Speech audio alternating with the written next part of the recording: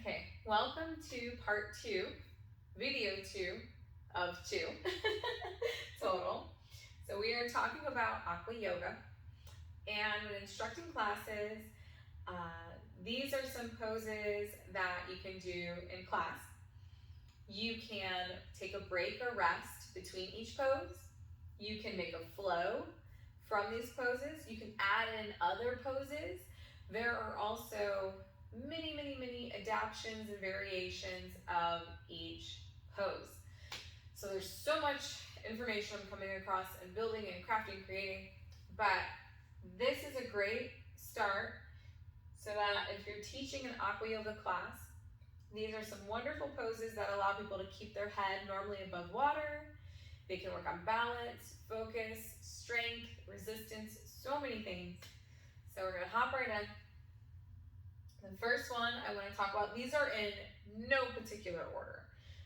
They're just poses that came to mind. I kept coming up with a million of them at the time. And yeah, so we're just going to roll through it. It's quite a bit. This is why I wanted to break down the videos. I'm not going to talk about the breakdown of the pose. If you're instructing in class, I'll assume that you know some of these poses or what they are. If you have any questions about the poses, please reach out to me. Also, if you're not sure or if you're looking for different names of certain things, you can always Google the different poses or search them. You can look at other videos I've posted that show different poses in general and do more of a breakdown or just how to get in them. If you need details, just reach out to me. You can leave a comment, you can message me, whatnot, and I'll get back to you as soon as I can. But this is just a general little show of the poses, so it's something that you can do in class and make them your own. So I'm going to show a chair pose to start. So chair pose from the front. And I'm going to come to the side. So normally we have those arms long and extending with a bend in the knees. And then you can always do where you bring the palms down to heart center, you check in with those elbows, and you take a little twist, drop down further, coming back to center. Now in between regular chair pose or taking a twist, you can have them come back to center and take a moment for breath. You can have participants in class maybe come back up into chair, and then maybe they go into warrior. So you can have them come up into tree. So maybe they're in their chair, and now they come up, do a leg lift, a big toe stretch, or maybe they just go to tree. Whatever feels good for you and how you're making your class and your flow. And tree pose is what we'll talk about next, actually. So it's perfect timing. So if you do tree pose, or, well, actually no, because we did it on the left. So as I mentioned, you can have them come back to center, and then once again, go into chair. And then of course, you're gonna balance out. So if you went to the right, you might come up, or you might just go straight to center, and then take a turn to the left. And then we'll talk about tree. So tree pose, same thing. If you do tree, you wanna do it on the right, on the left, on the left, on the right. You'll start, maybe you want to bring into awareness and notice how people lift above the heel. They keep their legs nice and close. And then they have options. They can keep that toe connected. Focus once again on taking that leg out to side for tree. Hands can be at palms, on center, on hips.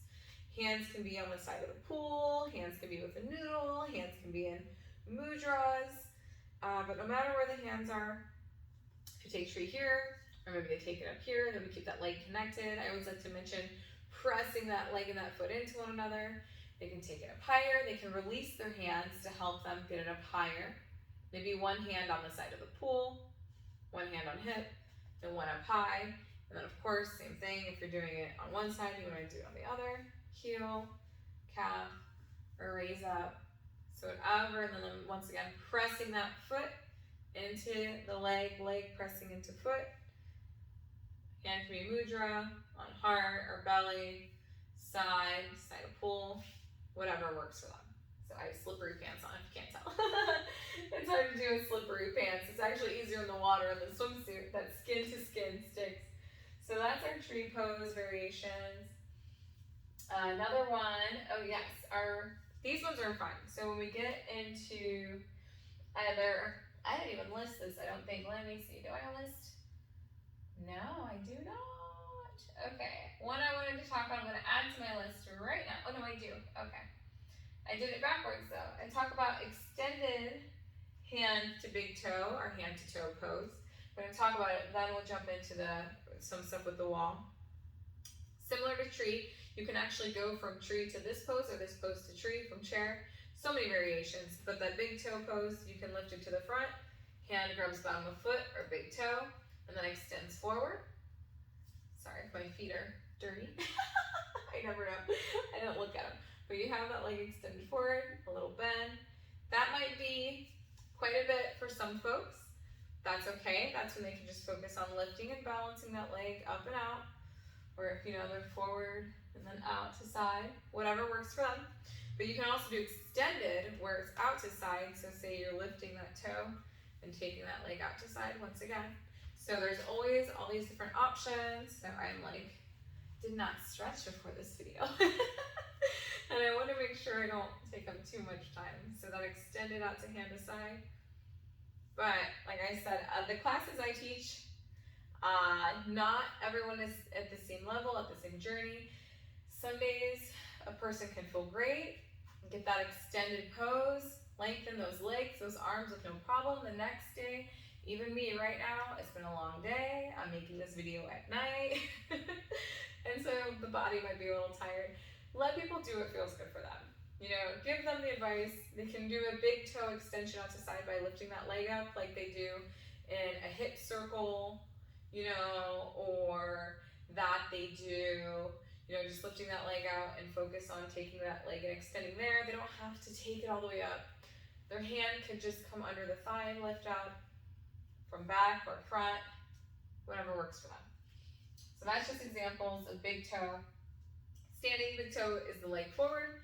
Extended big toe is the leg out to side. So that's a 2 for 1. And then we're going to go into reverse forward folds. So normally for forward folding, we might be standing, folding over, but we may not want people's heads to go that deep in the water. So I like to say reverse forward fold can be similar basically to big toe pose. Because if you're without the wall, then you're just focusing on lifting up that leg and extending it out, or maybe lifting it up, and then you have hands on hips and you forward fold just a tad. So that's going to still stretch a lot of people out as they're lifting that leg up, and they fold over. Now what I like to promote or encourage in classes is having a wall. And if you have, I should have used the sidewall and you can see, but you'll get my drift here. So if you have a wall in front of you, then the person has that option to lift up both legs at the same time. So instead of lifting one up, they can either hold on to the wall and lift up one leg, but if they're facing the wall, they can climb their feet up the wall. And I'm going to show you what I mean. So, all right, we're going to do this. Have my wall here. So you just have your feet there. Say this is the pool wall. Their feet can climb up that pool wall, and then they can forward fold a little bit deeper than if they did not have the wall. So once again, that leg is up, they can forward fold, or they can, oops, look at my little cards there. They can work on climbing that leg and then extending over and forward folding. So it allows them to get a little deeper in their pose. But what's great is that they can do both legs at the same time if they want to. So that's awesome. What are we doing here? Let's get back under control, Carmita. All right, so we're gonna fix this. All right, I always get crazy if it's like uneven. All right, so that's our reverse forward fold. It's basically bringing the legs up towards the upper body and then tilting into your forward fold or tabletop a little bit after. All right, what else do we got? What else do we got? We have our extended, our big toe poses we talked about, our chair poses. So here's one. Ooh, eagle pose. eagle pose is a wonderful, wonderful pose to do in the aqua yoga, but maybe not everybody wants to break down full into eagle. So what we have is chair pose variations. So you might have the arms up, you come into flow, your legs are bent. A nice way to break into it now is to have your hands in palms. You lift off one foot. There's a little bend in both knees. You go onto the toe of one leg, lift up that foot, and you cross it over the front. Maybe that toe goes past the other foot, or you have that option. You're in that chair pose, you lift up one leg, and you take it just past the other foot and ankle. Then you can do a little twist to whatever side. So you may go into that, and you balance out with a little twist. Whatever feels more balanced, you don't have to do the twist, but that's something different that you can do. People can also have their hands on hips, almost like a curtsy. Like it's almost like you're taking up the foot off the heel, you're in your chair, and you're doing a little curtsy. But what's nice is not everyone can get into eagle. I'm gonna be honest. I don't know why sometimes my brain cannot comprehend eagle. So sometimes it's just nice to have the hands in palms, or sometimes I just reverse the palms and bring them down and then take that leg back behind. So there's different ways to do this. In the chair pose, you can have reverse or regular. If they want and they can get into eagle, then for sure, like, let them do that. I know there's usually one arm that maybe doesn't want to go, then the other one slides right in, just because our bodies, depending on what we're doing, how we work our bodies, it can be different. So the eagle, tell them to try both sides, because both sides may feel different, and depending on how the arms feel and work, and chest and stretching, flexibility, mobility, all these things. So that's why sometimes it's nice just to have palms and heart, or maybe palms are facing out. And then that leg, like say I have my left leg, I pick it up, I cross it behind the right, or I pick it up, and I cross it in front. Or sometimes I'll just place one leg on top of the other thigh, just like you might for eagle. And then you just let that foot stay down. And then maybe you get into your arms, or maybe you hold palms here. So once again, you might just you get into your chair. I'll lift my right leg up, cross it around, like I'm tightening up those thighs on top of one another. That right foot just points and flexes down, palms, or cross. Or I can do my eagle. So just whatever works for you. Like, so I'm keeping this very quick and light, not describing too much, because if you're teaching the class, you know what to do. So these are just different ways, and it depends on the type of class, or what age, or mobility, or there's so many circumstances and things. Our bodies are all different at different ages, at different stages. We're different heights, we're different widths, we're different everything. We're so similar, but yet we're so different. So, and it can be, and I'm not saying that like age, like if you're older, you get this way, if you're younger, you get this way. But everybody's just different. We're all at different ages and lengths and stages and growth, and on our journey, on our yoga journey, we're all somewhere different. So just keep these things in mind, and that's why it goes back to the non-judgment. Don't judge anyone. Let them breathe. Let them play with the poses. Let them do what feels good for them. And then I'm just going to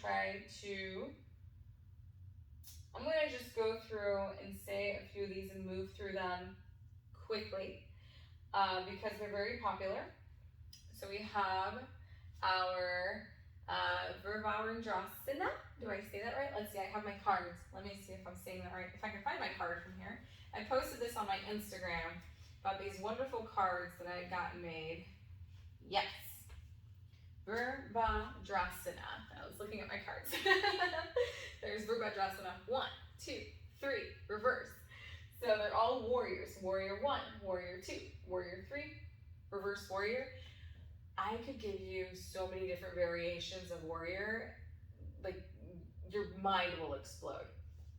So I'm just going to run through them all together so you have it and you can see in case you're not sure what I'm talking about, or maybe it's the same pose but you do it in a different way. This is going to help, and then we're almost there. So warrior one, you can do in the pool, and then warrior, or sorry, I started with warrior two. Warrior two, and then warrior one, warrior three, you might want to lift up and extend, and then reverse warrior. So obviously I'm not doing this to the perfect whatnot, but it's just to give you an idea. You have your warrior two, you know what to do. Your warrior one, your warrior three, your reverse warrior, and then if you have noodles, some fun things to do is do nice little stretch in goddess, and then move from your goddess to a warrior. Or you can start in one warrior, have your noodle in one hand, have both hands meet in the middle, take one back, and then take it front, and there's variations for that. Notice my legs still faced towards my front warrior. Another way to do it is you have goddess, and you float into two, then your hands reach in goddess again, the feet change towards front, you move to your other warrior, noodles now in the front, to center, and then you get back in that goddess with that noodle. You can let the noodle float away. One arm takes the noodle, maybe noodles overhead. Do what works for you. I don't even think, oh, okay, I did actually say goddess. Okay, good. And I was like, oh no, did I even mention goddess on the list? That's a good one. So I kind of jumped right into that one. So I will list that under my warriors with the talk of the noodle. All right. There we go. Change things as we go along. And then we're going to get into, you can always do a pyramid or triangle. So you're in that, because you're in that same stance of warrior or goddess, you know, and then maybe you go out, you reach over, you do it. Sometimes you might not want to do a full, I like to do variations of like say triangle and pyramid or whatnot have you. I'll take my forearm, place it onto the thigh, then lift the arm up. So that's another way to do it, just so people can keep their head above water. That would be like your pyramid triangle poses you might want to keep up raised. There's always options too. I know some people will just keep the knee in bent and they'll grab onto above their knee on the thigh or the shin. Some can reach the ankle and still keep their head above, but most people can do shin at least, or that bend and the hand just rests on the thigh as the arm goes up. So there's that for like your pyramid and triangle poses. And then, getting towards the end here, I love to do a nice full body stretch towards the end, or maybe a little knee bend and stretch. Maybe just some knee bends together, some knee bends, wide legs, some other little things that I didn't mention in my list, but one nice one in the full body stretch when you're lengthening those arms, connecting those feet to the floor of the pool is a 5-point star, 5-point starfish pose. Take those legs out wide, maybe the toes are pointing away, get a nice knee bend, and then you lift the arms up, out to a nice direction. Arms are lifting, head is stretching, shoulders are down, and then you bend the knees, you bring it back down to center. Maybe you do it just one big one, or maybe you do a few of them. That's a nice 5-point star, starfish pose. And then of course, our Tadasana, mountain pose, hands facing forward. Little body sways are nice with that. Like some seaweed in the water. That's a good one. I just thought of that. Seaweed. Or you have, of course, when it's time to settle down, go into corpse pose or meditation or breath work. Your standing corpse pose, aka our Shavasana, or some people don't like the word Shavasana for whatever rhyme or reason. You could say your moment of peace. So there's that. You want all to feel welcome in your classes. Now, with any of these, even standing corpse pose, you might have a noodle under the armpits, hanging out. People can float around, or they can stay in place so they don't run into one another. But you can have a noodle in so many of these poses. There's so many variations and ways to do them. These are just lovely ideas that you can have. And then, you know, in your standing corpse pose or Shavasana, the arms can be nice and comfortable, legs can be comfortable, shoulders can be comfortable. You can encourage a hazy gaze or closed eyes. And what I like to do is, if I'm about 7 minutes or so, 5 to 7 minutes towards the end of class, then if it's a 7 minutes, I'll make the Shavasana about 5 minutes long. If it's a 5 minutes, I'll make Shavasana about 3 minutes long, but you always want to give more time. So if you're at 9 o'clock, your class goes to say 9:10 or 9:15, say it goes to 9:15. So you finish up your last pose or whatnot, you welcome them into Shavasana and say you want to do breath work after. You may only want to have their Shavasana go till about 9:05, so you can wake them up nice and slowly, bring them back to place, and then go to breath work and then end class on time. If your class ends at 9:10, you may do, 5-minute Shavasana, give 3 minutes to awaken, relax, refresh, welcome them back, and then that's going to be 8 minutes. Then they can flow or do whatever they want to release what they need to in the last 2 minutes, and you're done by 9:10. Because you also want to think about if you're collecting props, noodles, weights, if anyone has any questions, if you're saying any last words, in those moments of peace as they're waking up. A lot of participants, I find when they're in the water, they kind of want to sway and walk and do a little something on their own in the water, so they have a few minutes for that. So this just allows for those things to happen in that time. So, let me get nice and cozy again.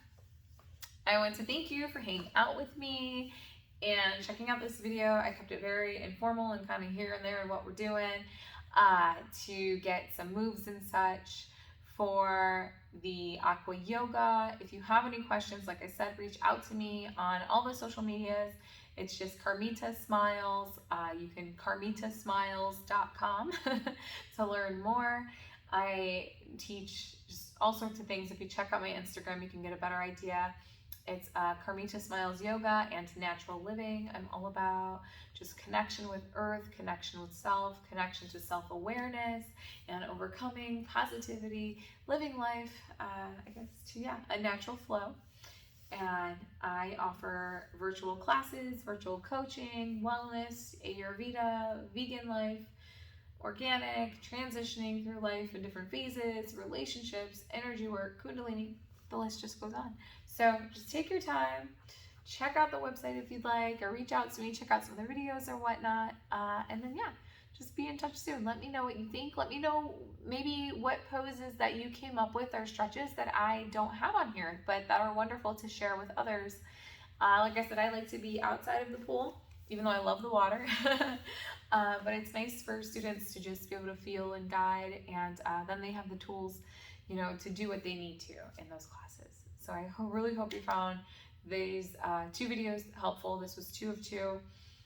So the one was stretches, and then video 2 was the poses. So thank you so much. May this video leave you with light, peace, smiles, and love. Namaste.